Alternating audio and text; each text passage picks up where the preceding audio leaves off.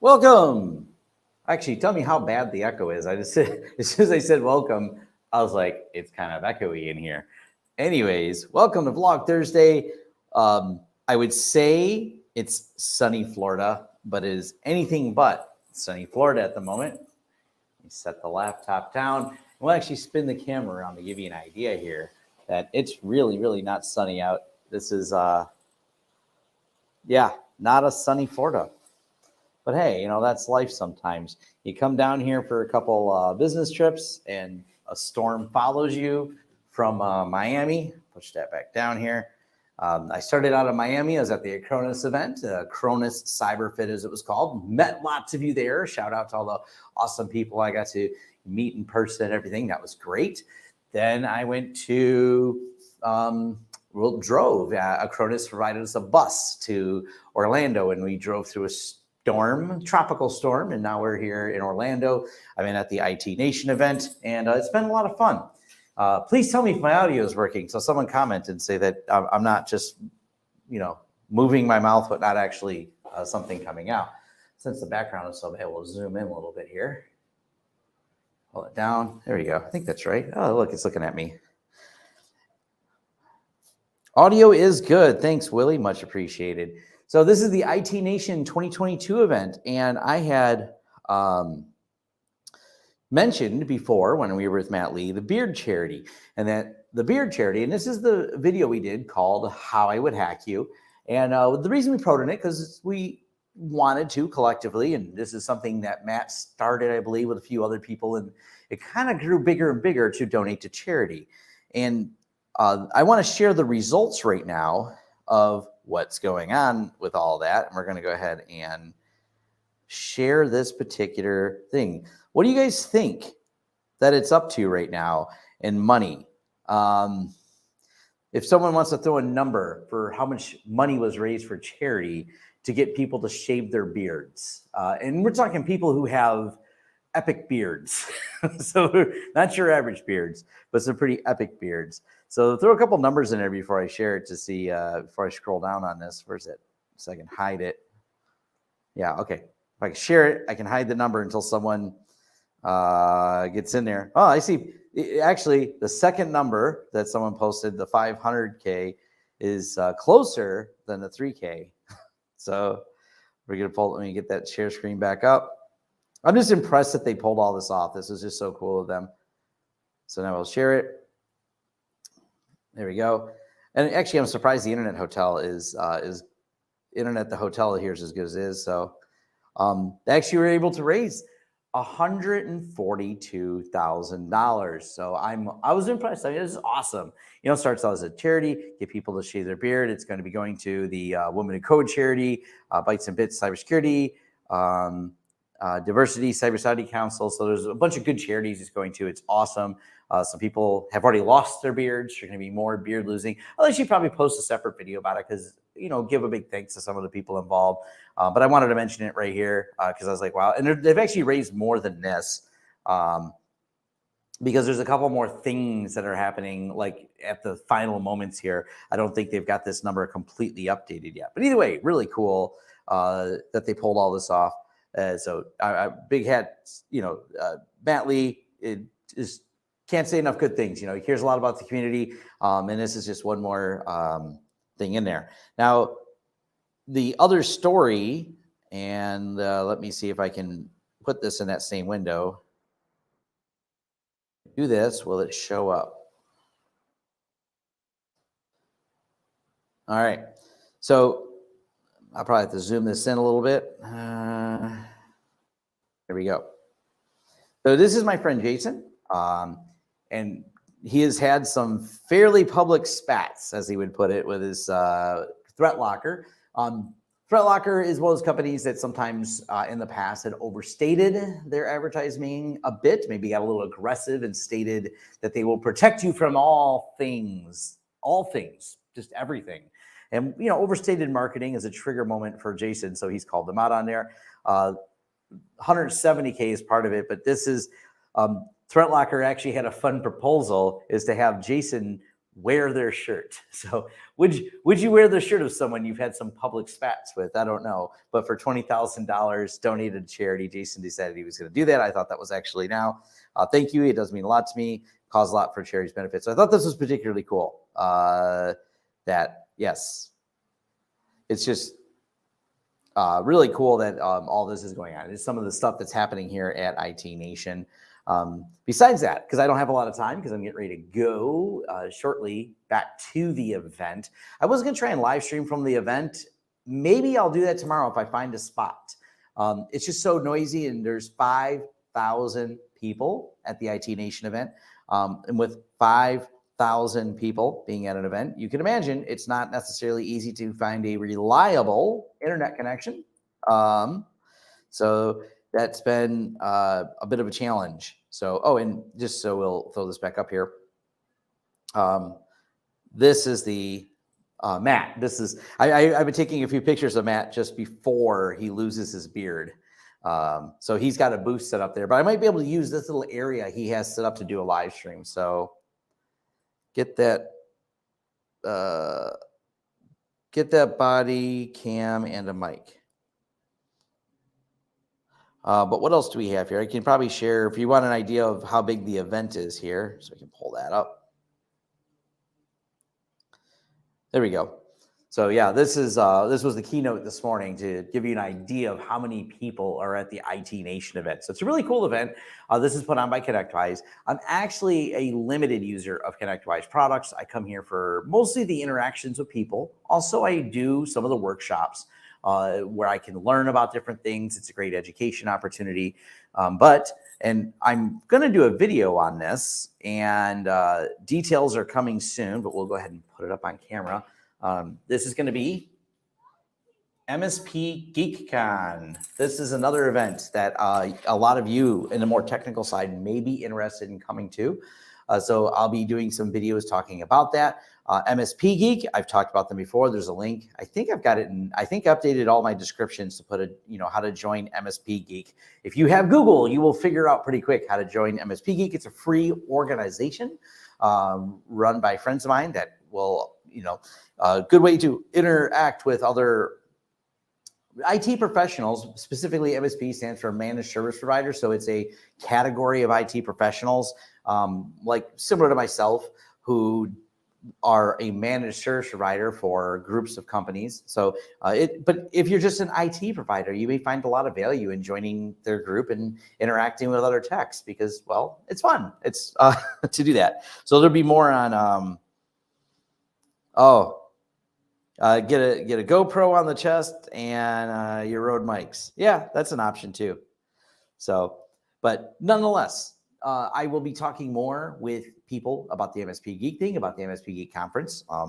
The conference is the goal is to really make it focused on, the technicians and learning things and putting on things that'll help bring technicians, level up, which is, of course, if you're working in tech, that's usually your goal is to level up. How do I step up in my career? How do I get off this help desk and onto the network engineering team or whatever your goals may be?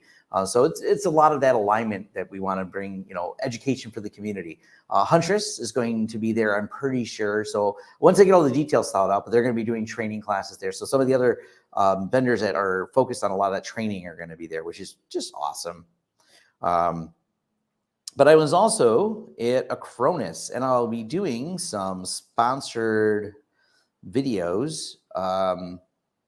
Here, let me find it. So the Acronis event, I got a picture somewhere here. I'll pull up. Well, I have the after party event. Here, I'll give you an idea. The Acronis event also had a few thousand people at it. So this is Acronis in Miami. So I have some sponsored videos that'll be up soon on Acronis, but they were really interesting. My opinion, not the sponsored opinion, is that they have a really interesting product base and they have a really interesting offer they're putting together to create essentially a single dashboard to rule them all, which I know we've all heard before. But their perspective I'll be covering on it because I think it's going to be a really interesting topic.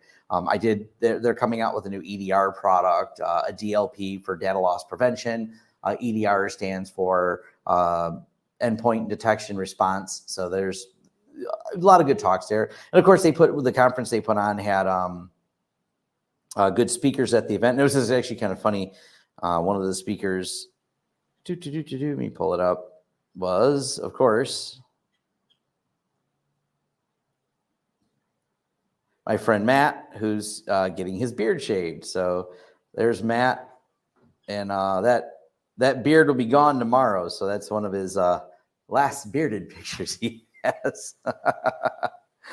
Fun times for sure. But nonetheless, it's exciting times. I've been so busy in the internet. I had time in Miami, but the internet was terrible, so I really didn't get anything done. I was going to record maybe like a remote a video to do some things, but I would have had to do them all local on my computer, and I wanted to do some follow-up XCP&G stuff. Couldn't do it. The internet was terrible in Miami, just really bad. Good news is the internet's good here, but for the moment, I've been really, really busy attending sessions, therefore didn't really have time to make any videos except for this. But maybe I'll squeeze in a live stream tomorrow if I find the right time slot and a good spot to record it, and maybe I'll record it with someone else I find over at the show. So definitely, I don't like not having videos published. I kind of like to keep it rolling and keep the ideas flowing, keep the education going. But sometimes when you travel, there's some challenges involved in all of that. But my travel, I'm back on Saturday, back in town doing stuff, and not paying for. I'm not a big fan of being at resorts at all. It's like really expensive coffee. My wife bought some $7 because that was the cheapest bag of potato chips, $7. I was $8.71, and I'm not going to qualify this as a large coffee. $8.71 for my coffee. I was like, that's not really a large, but it's the biggest one they had. Yeah. But I guess there's some good side to it. Even when it wasn't storming, I did get to, have nice breakfast on the ocean in Miami at a fancy place. But of course, the most important thing to me is they had hot sauce. So that's really what matters to me is, do you guys have hot sauce? Yeah, cool. Nice ocean, guys. Where's the hot sauce? I need some flavor. That's my thoughts on that. I know no one feels bad for me for having small bottles of hot sauce, but I still had to complain they weren't big enough. But I don't have a lot else for you. If you want to ask a few questions, I have about 10 more minutes before I kind of get going again and head back over to the event. If not, I'm sure I can ramble on about a few things, because I was trying to debate. Me and Jay are going to do a video discussing Mastodon. I've been reading a little bit more about it, but I don't know that I'm ready to switch to it. And I want to explain essentially that although epically, I mean, in a most unpredictable fashion, like I don't know why I thought this. I thought maybe Elon Musk would be rational. Like, he is an irrational purchase, but I thought, oh, afterwards he won't do anything that incredibly stupid, right? But here we are, and well, he's consistently just gotten dumber, and I'm just like, but it's not enough for me to leave Twitter just yet. But I had some thoughts on it, and as someone who is starting to take sponsors on their channel, I think a lot about that, and I kind of want to put something more articulate together about how that works with sponsors and the problem, not just Twitter, but all the ad market is facing when it comes there. But any time a platform starts lacking moderation and their content becomes toxic, the advertisers move away. Monetization and monetization are just absolutely linked to each other. And a lot of people don't realize that. It's not about like opinions and, oh no, they shouldn't moderate. They should just let it be a free flow of information. And then you go, oh wait, someone's got to pay the bill for all these servers. Who's going to pay? Oh, we're going to get the advertisers to pay. Well, the advertisers don't want to be here because it's a toxic community or anything like that. So I don't think Twitter has become so toxic that I want to leave just yet. So I'm going to remain on there for the foreseeable future until it becomes bad. It actually hasn't dramatically. There's like, everyone wants to get the popcorn and watch, whether you're for Elon or against Elon. Everyone gets the popcorn and watch the things happen. But honestly, from the circles I'm in on Twitter, the cybersecurity people I follow, they're still doing the same things they do. Like, hey, look at this vulnerability. Hey, has anyone seen this CVE here? Like, there's still a lot of good, solid information. Doesn't mean you don't have a backup plan and you look at things, because I do think a more federated system, such as Mastodon's awesome. But is it ready? Can it stand up to the number of users that a large media platform, social media platform needs? I don't know. That's the questions that are going to have to be, a real question. And it's really about good moderation with any of these, because even Mastodon, because you can federate with other servers, but there still becomes a level of moderation that comes in, and you're going to find that the good communities, they will federate only with other good communities where there is a level of moderation. I am someone who runs forums, and I have to delete things that don't make it to my forums because mostly it's spam. There's a couple of people who like to drop hate messages. I don't know why they do it. I'm looking at it going, we got filters. I don't know why you signed up, registered, got an email address, and then dropped a bunch of really awful things and tried to post it in my forums. I don't know why people do that. My forums, though, get almost like 15,000 views a day with a good user base because of the moderation to focus on what my forum's purpose is, and it's to curate a tech community. So everyone says, ooh, censorship bad and freedom. And I'm like, yeah, but if you let the truly awful people, which actually make up the smallest percentage, you'll take any community, the awful people are always a tiny, tiny percentage, but boy, they can really poison the well quickly. They can certainly create a lot of just, spew hate all over the place. I'm not sure why they do it. I think they need something else to do. But if you don't moderate or make sure those people aren't there, well, the other people, the larger community of people will go, well, I'll go hang out somewhere else. It's the same in real life. People just behave a little bit better in real life. You give people a mask, and the anonymity, or at least pseudo anonymity they have, will sometimes have them acting not as good as they will in person. It's like if you went to, obviously you're going to be at a large event here, and if someone at a large event were to just misbehave at a exponentially terrible level, the general people behaving around them would just move away from them. But if we couldn't move away from them, security would move them away from us. So that happens in real life in much the same.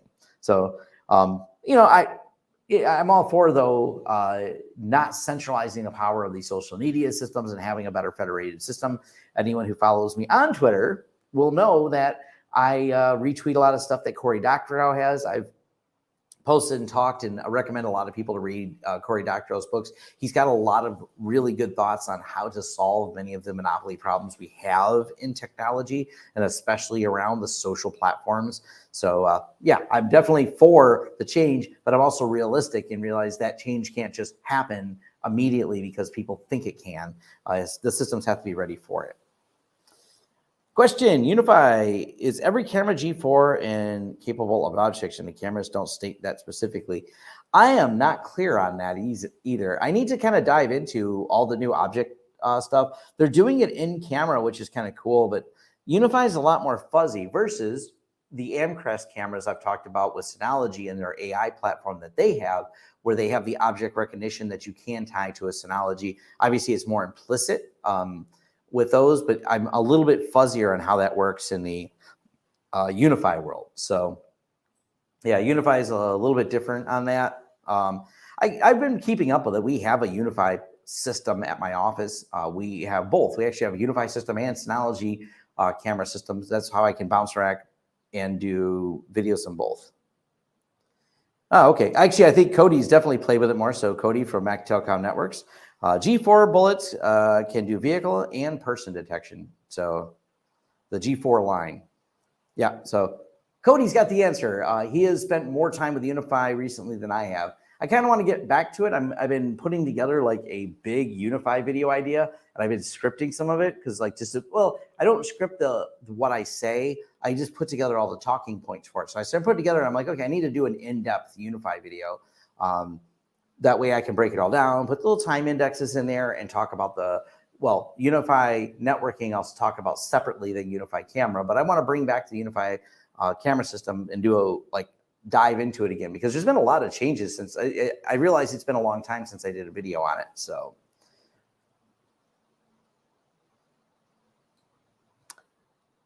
yeah, as expected, just want to be sure it was something from EA. Yeah. Yeah. And also thank you, Cody, because he drops a lot of knowledge on there. That's on my to-do list, though, is one of the expansions that I'm really working on is I'm going to, after I sort out more of the business things that I'm doing on the back end of my company, I want to focus on building out and hiring more people to directly help me with my YouTube channel. That's high on my list right now of things I'm really strategizing for. This is why I've been talking to sponsors, because the sponsors are going to help pay, because everyone says get an intern. No, I want to pay a person to help me review products and help me with some of the back end stuff. So I don't mind being the one who presents it all, but I'm right now not only the one who presents, but also the one doing all of the back end. A lot of times my staff has become so busy. It's actually, if you look, there's a little bit less videos, but part of it is because I don't always have the time to do everything all at once. And I could rely on my staff to an extent, and I still can rely on them to service customers, but they don't always have all the time to participate in everything else. So yes, hiring someone is definitely like directly, hey, it is a great idea. You get to play with products. I'm going to throw products out there, and I need someone local. I think is going to be the best way to do it. I mean, remote's cool for some of the aspects of it, but local, because I actually need someone like, especially with all the Wi-Fi testing and camera testing, like it's just, if I'm the person moving and doing it all, it makes it harder. If that person's local to me and works in my lab to do it, also they get to work in a lab and play with technology. So I think it'll be fun. Has UniFi improved at all or still better to use PFSense? I would definitely use PFSense. Their routing just can't hold a candle to how well PFSense works. I mean, they're improving it, but it's not leaps and bounds. Yeah, and Travis is one of our recent hires, and he'll tell you, yes, we're busy. So things keep getting busier. We keep landing more jobs, more projects, and hey, that's part of the fun of it, though. That's what you're supposed to do in business, is keep growing and things like that. All right. Any other questions people have before I wander off here? I think I showed people all the other stuff. So let's try to look and see if there's anything particularly new that I've covered, but it really isn't a lot.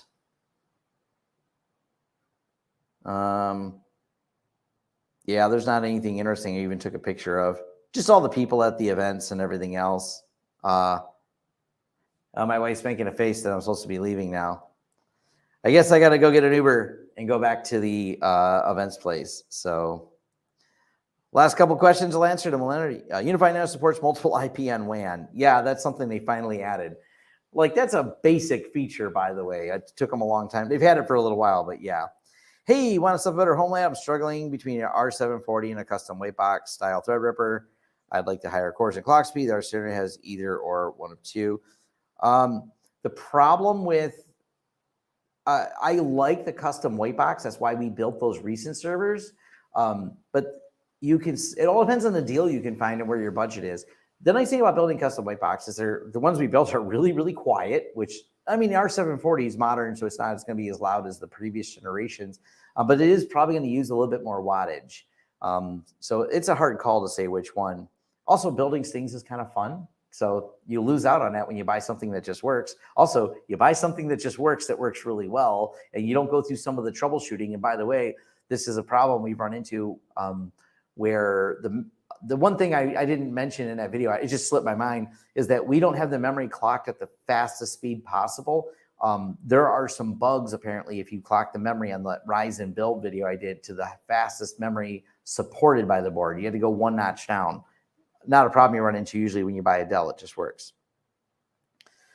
For me, PFSense is confusing and reverse mode policies.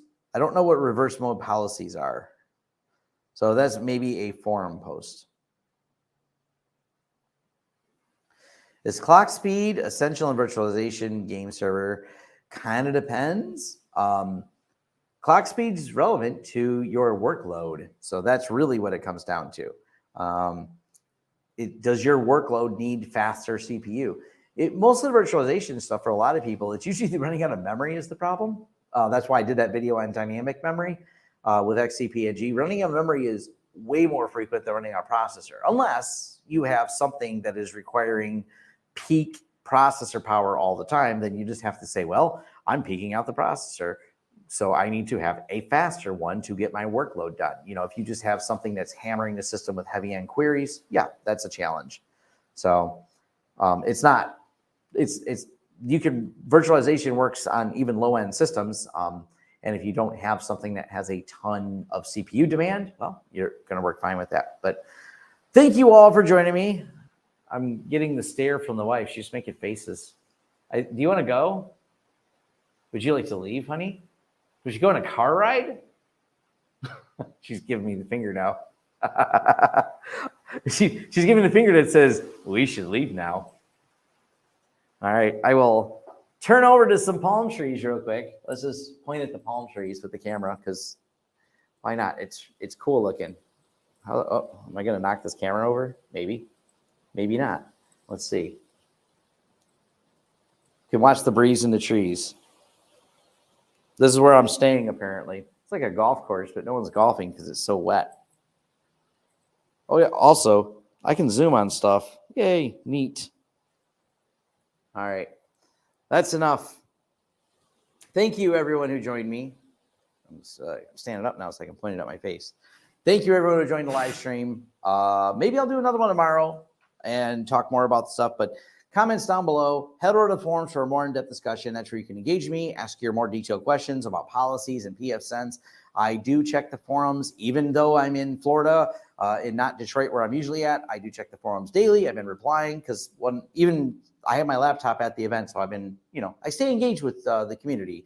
That's why I built it. That's how you keep building communities. You stay engaged, and there's also a lot of other people on there that will help engage with it. So, yeah, I just want to remind you the forums are a great place for all that. So, thank you for joining, and I'll see you next time. Oh, someone donated money, so let me give a thanks. Awesome, thank you for that. Awesome.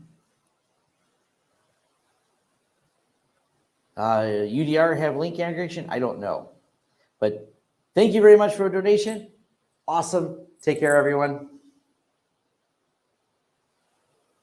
Florida, Austin. Oh, all right. Later from Florida right now.